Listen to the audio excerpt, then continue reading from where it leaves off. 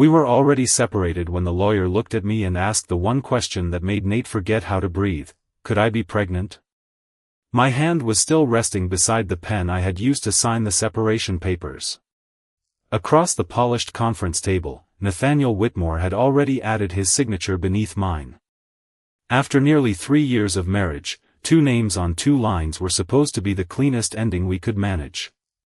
Jonathan Reed, our lawyer, gathered the documents and began reviewing them before final processing. Then he stopped. There is a provision in the original agreement that requires confirmation before these can move forward, he said. I almost laughed. What provision? Jonathan turned several pages and placed one finger beside a paragraph I barely remembered. A pregnancy rider. The room became painfully quiet. Nate looked at me. Caleb? Do not. I only asked your name. I know what comes after that. I knew Nate too well. Concern became a plan. A plan became phone calls.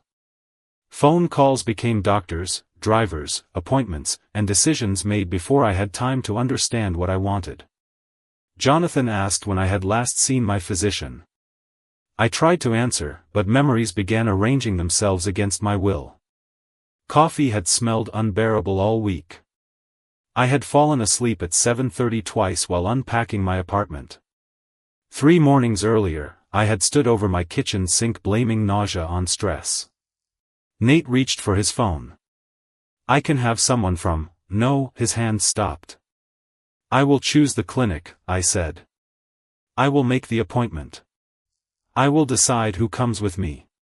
Something moved behind his gray eyes, but he lowered the phone. All right. An hour later, I sat alone in a clinic less than a mile away, holding the same folder that contained the papers ending my marriage. Nate had stayed behind because I had asked him to. That should not have surprised me. Somehow, it did. When the doctor entered, her expression was calm enough that I could not read the answer before she sat down. Caleb, she said gently, the test is positive. The pregnancy is still early, but it is confirmed.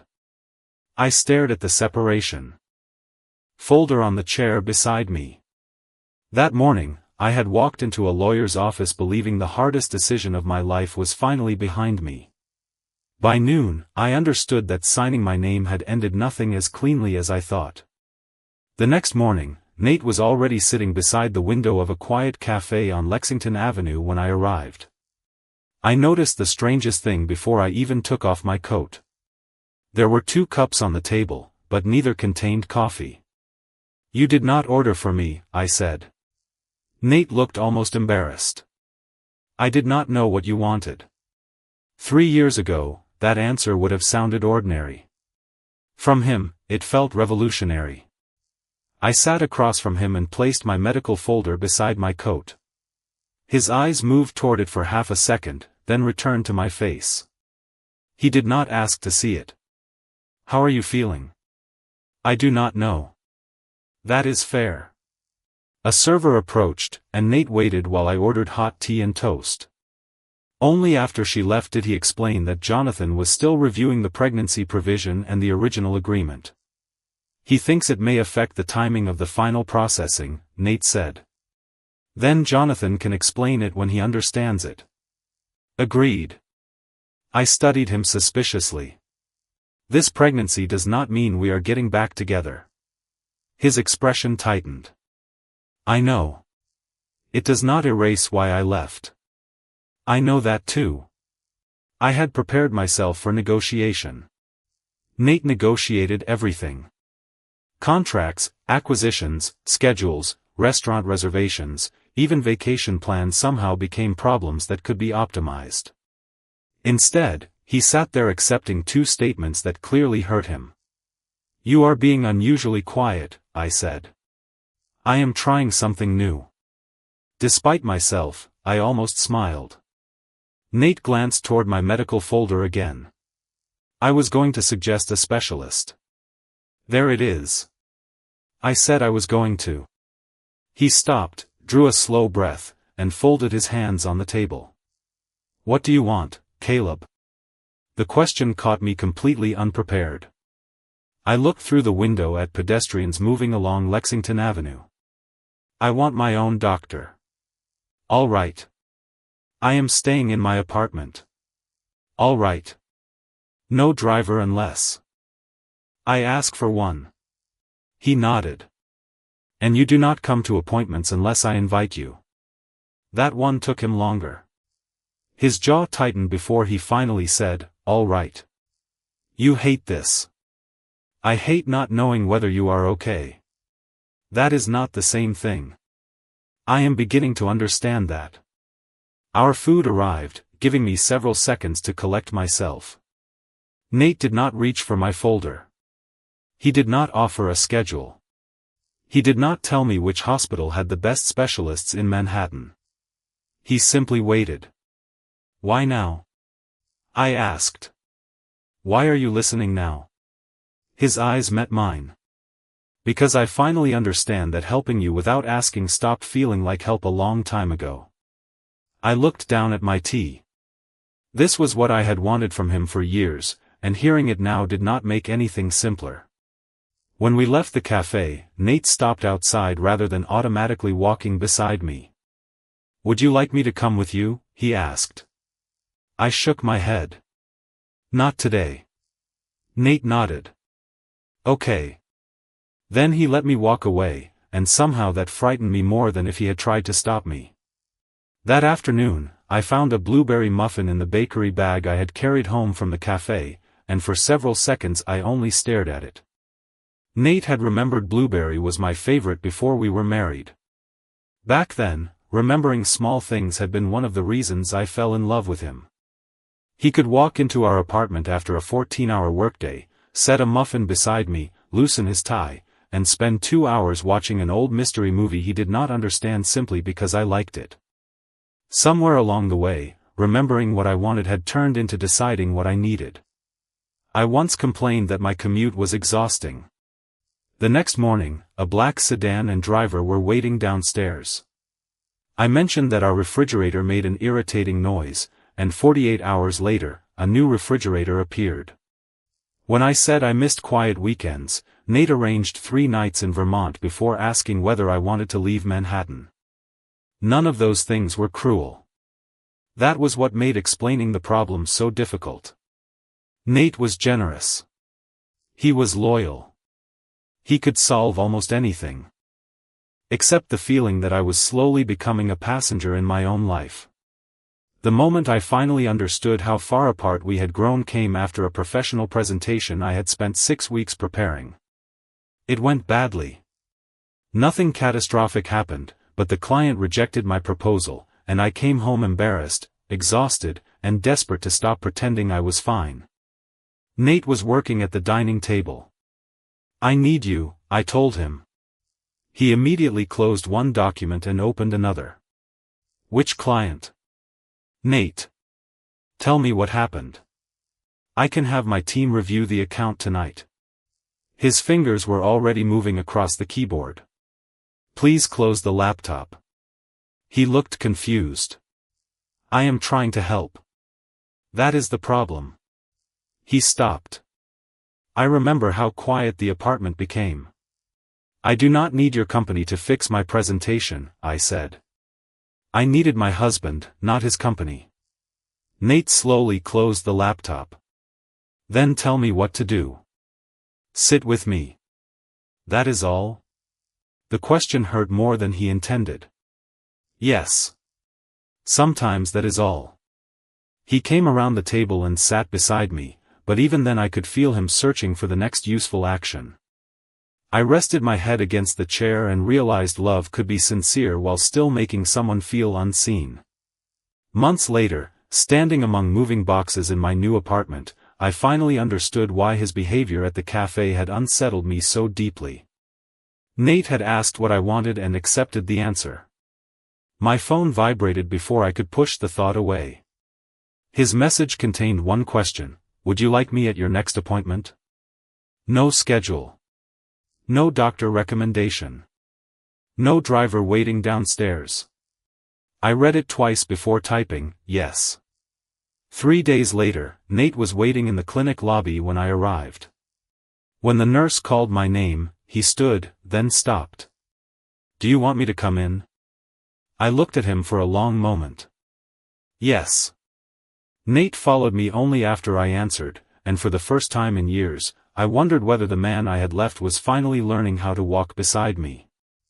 The appointment lasted less than 40 minutes, but it changed the way I watched Nate. He sat beside me while the doctor explained that everything looked normal for an early pregnancy and outlined what the next several weeks might involve.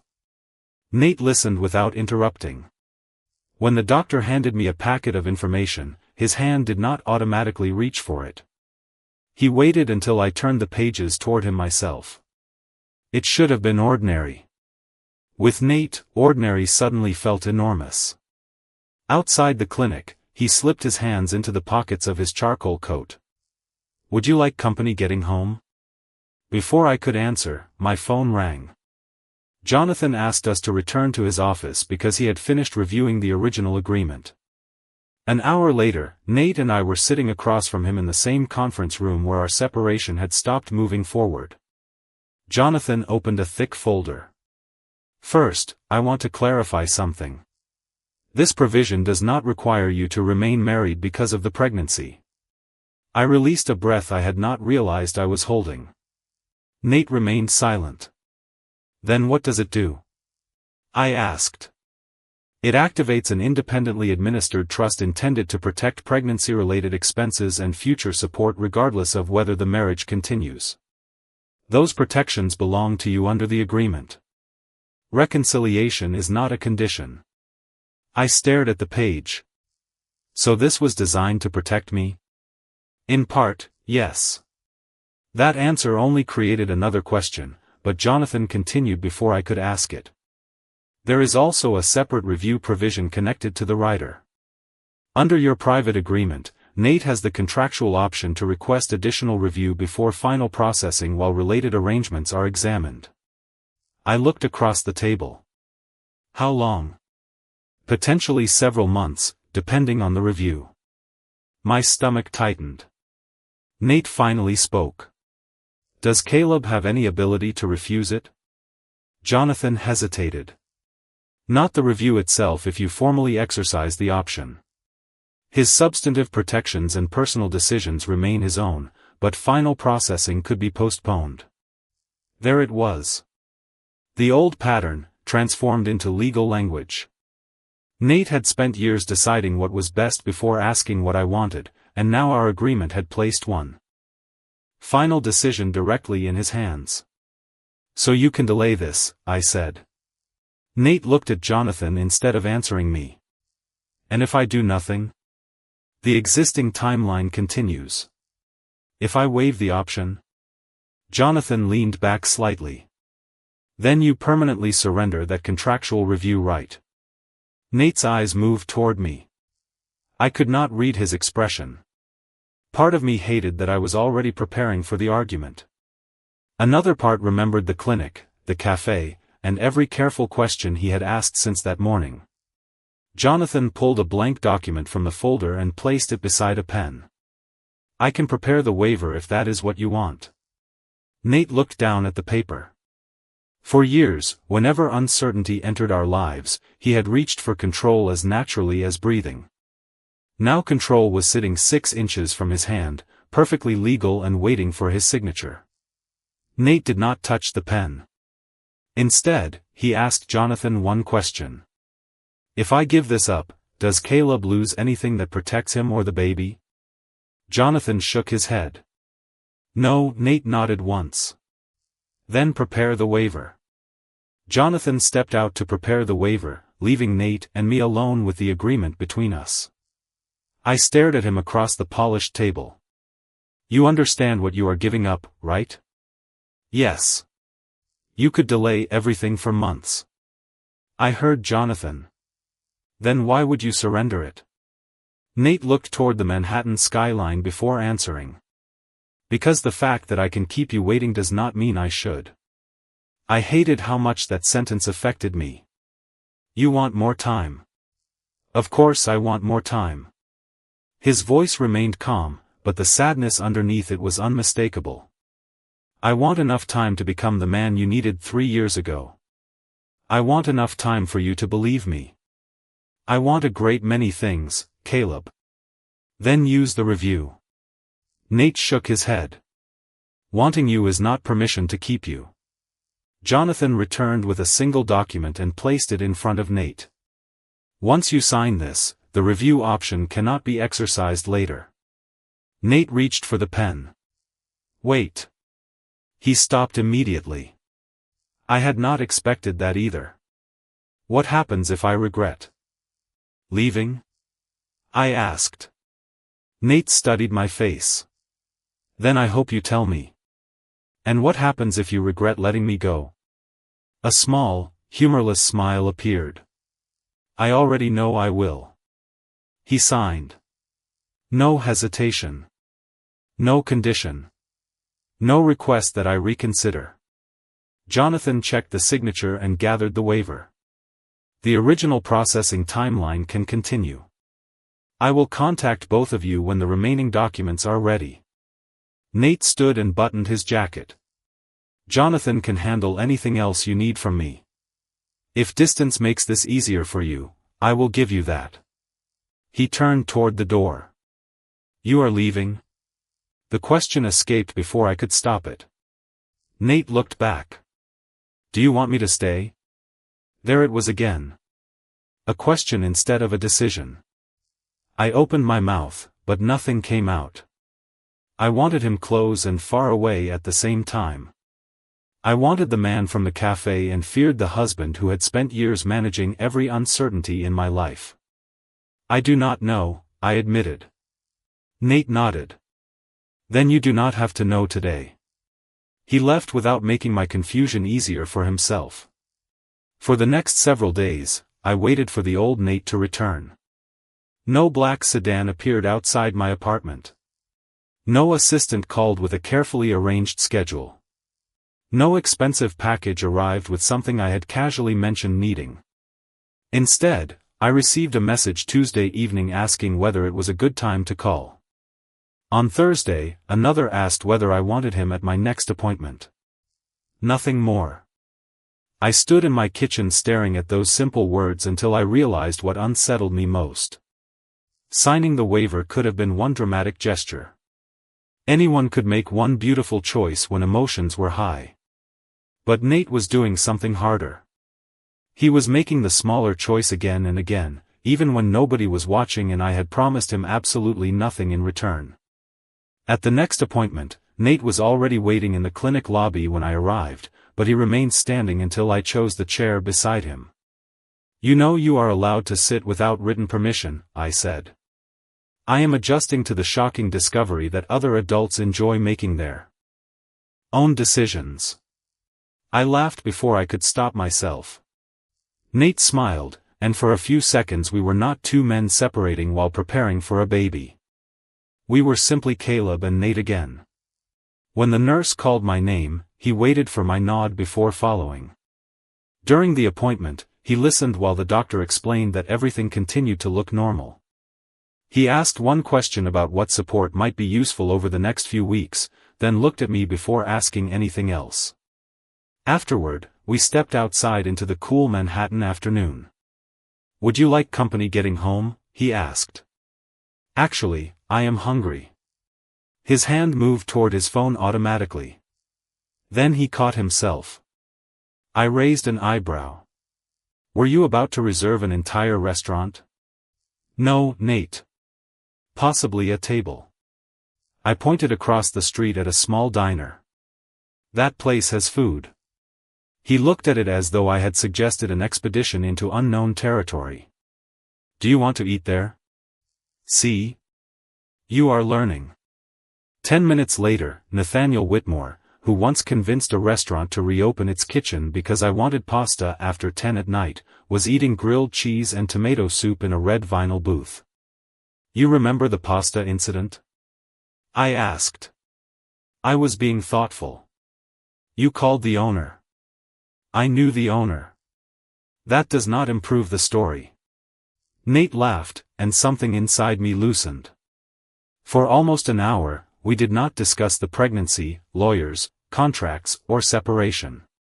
Nate told me about a contractor who had somehow turned a simple presentation into 47 slides. I told him about my upstairs neighbor, who practiced trumpet enthusiastically and unsuccessfully every evening. It felt dangerously normal. Eventually, I looked across the table and said, "You are different." His smile faded. "I am trying. People do not change in 2 weeks." "No," he folded his napkin carefully. "But they can start." Outside, he asked whether I wanted him to walk with me for a few blocks. I said yes. We moved through the afternoon crowd side by side, and I noticed something I had never consciously noticed before. Nate used to walk slightly ahead of me, always knowing the destination. Now he matched my pace. We were less than a block from my apartment when my phone rang. Jonathan's name appeared on the screen. Nate stepped several feet away while I answered, giving me privacy without being asked. "Caleb," Jonathan said, "I found the original electronic drafting records for the pregnancy rider." I stopped walking. "What did you find?" There was a brief silence. "You need to see the emails, but I can tell you this now. Nate's legal team did not request that provision." I looked across the sidewalk at Nate. He was watching traffic, deliberately not listening. "Then who did?" Jonathan answered, and for a moment the entire city seemed to disappear around me. "You did, Caleb." I stared at Nate across the sidewalk after Jonathan ended the call. "You knew." Nate did not pretend to misunderstand. I remembered the provision. "And you never told me I requested it? You never asked who drafted it." I almost laughed from disbelief. "That is your defense?" "No," he stepped closer, then stopped before entering my space. "My defense would be telling you that you once wanted that protection badly enough to put it in writing. I did not want to use your forgotten words to make you doubt what you want now." That answer followed me home. By 7 that evening, Jonathan had forwarded the original email chain. I sat at my dining table with my laptop open and read messages written by a version of myself I barely recognized. 6 weeks before our wedding, I had asked for a provision guaranteeing independent financial protection if a pregnancy ever complicated our relationship. I had written that becoming a parent should never make me financially dependent on Nate or remove my ability to leave the marriage. Then I found Nate's reply. He had approved the language without negotiation. No revisions. No attempt to reduce the protection. The next evening, I asked him to meet me at the diner.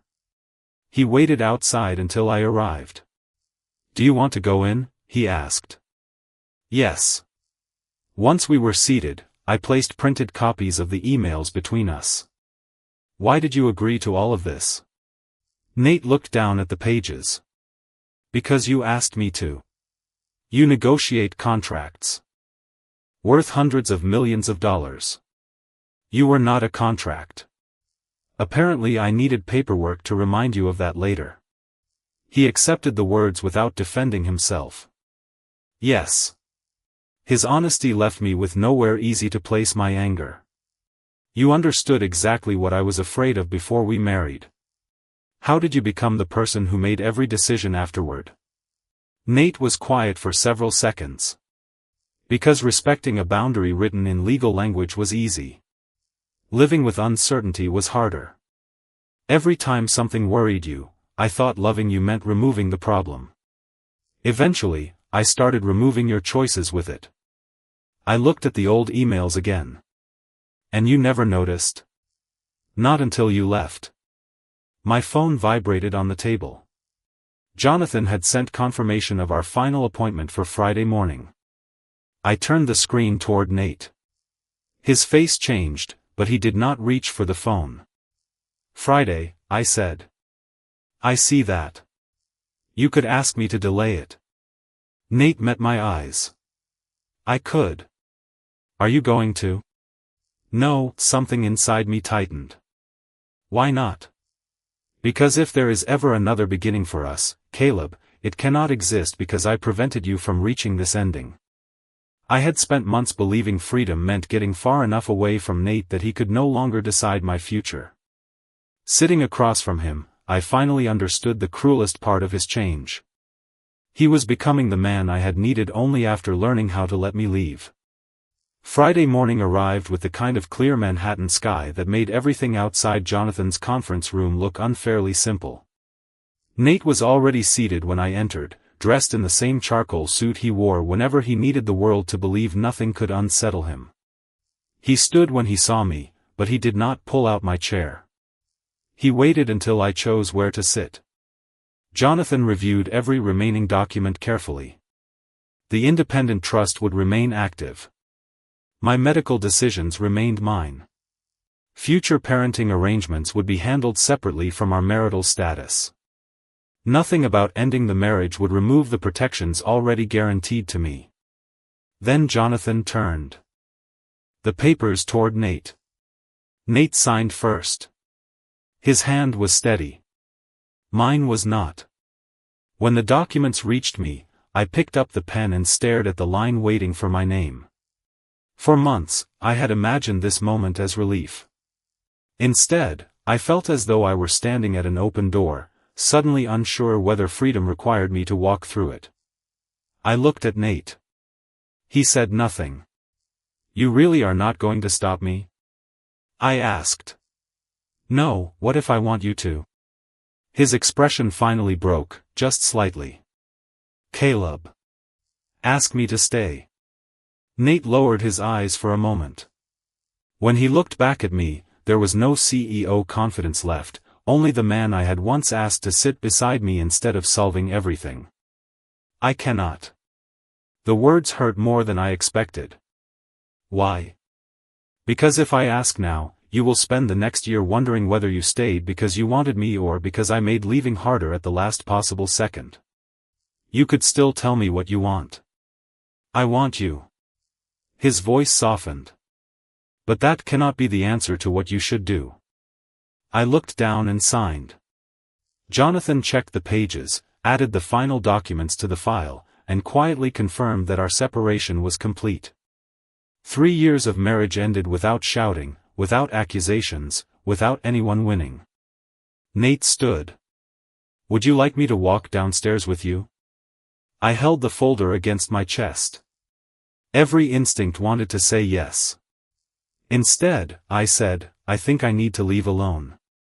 Nate nodded. "Okay." He walked to the elevator without asking me to reconsider. The doors closed between us. I remained in the conference room for another minute, staring at my signature.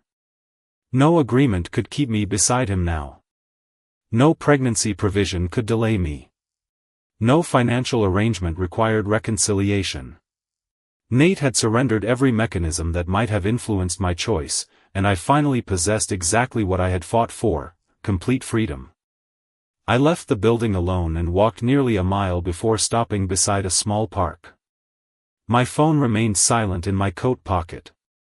Nate was respecting my request even now. That was when the truth became impossible to avoid. I had wanted freedom to choose my own life. Somewhere along the way, I had confused that with needing a life without him. For the first time, those were no longer the same thing.